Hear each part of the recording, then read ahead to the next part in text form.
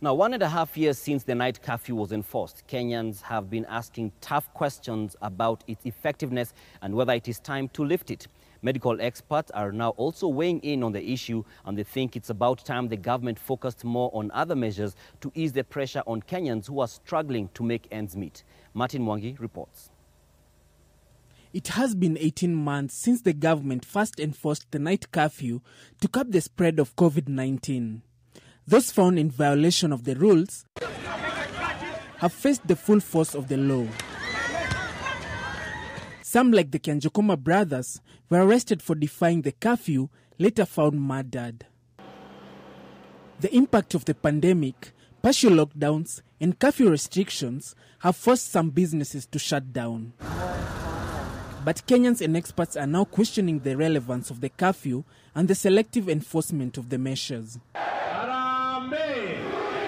Even though the president banned political rallies, meetings are still being held under the watch of law enforcers.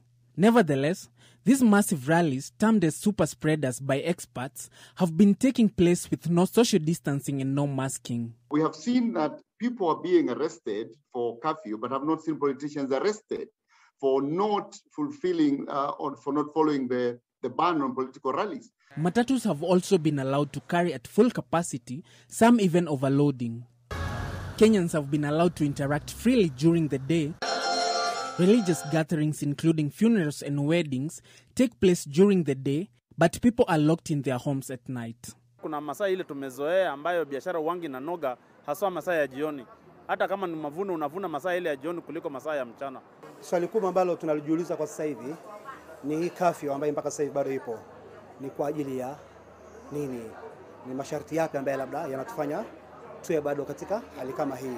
Their concerns have also been echoed by the experts, who also think the curfew has outlived its purpose. So my advice is that you lift it, but you use it when you need it. If there is a peak again, you can then put it as a short-term limited specific tool for 2-3 weeks, and then you lift it. So there's no need of having long-term curfew. It should be used as a very specific targeted tool as needed. He urges the government to put more emphasis on other COVID-19 preventive measures.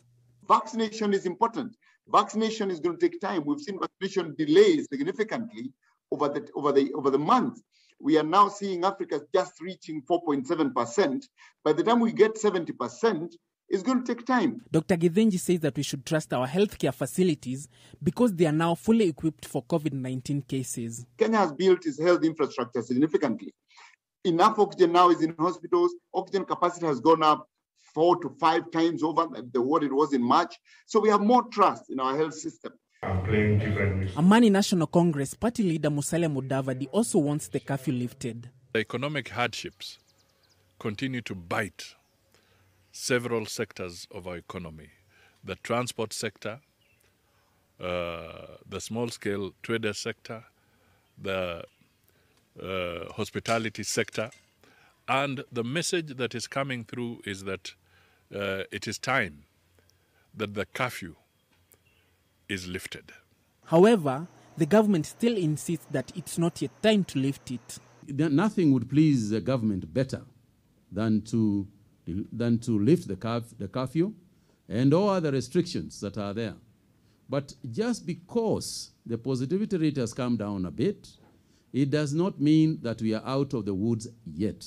Unaonekana hii curfew lazima iendelee. Watoto mumejaza hapa jameni wengi. Acha hii curfew iendelee bwana. Tunataka Kenya iendelee kukua namna hiyo. The CS says Kenyans need to come out and get COVID-19 jabs before unlocking the country. It is the increase in that figure that will help us to lift the curfew and go back to normal. Essentially, the issue of vaccinations. However, Professor Julius Oyugi, a virologist at the University of Nairobi, disagrees with those findings. We should try to vaccinate as many people as possible, but at the same time, we need to lift the ban on curfew because it is not really what is, controlling the spread of this virus in our communities. Martin Mwangi, NTV.